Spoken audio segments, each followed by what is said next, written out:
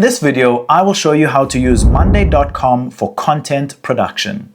If this guide helps, please consider liking and subscribing so others can see it too. What's up guys, my name is Kyle from GuideWise. Scroll to the left and select the big blue plus icon. You then will scroll down to board and give your new board a name. We will name this board Content Production. You can then add items to your content production board. So we will name the first one YouTube, Instagram, and TikTok. You can then add people or assign people to these items. You can edit and add statuses, working on it, stuck, done. And then you can also add a due date for this item. You can then add columns to the right of that. If you need to add a file, simply add a file column.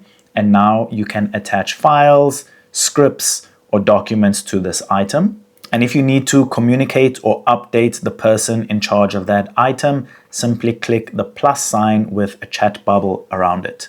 You then can add automations to your item. So when a project has been completed, it will then notify someone. You also have other options of other automations that you can add to your workflow. If this video helped, don't forget to like and subscribe.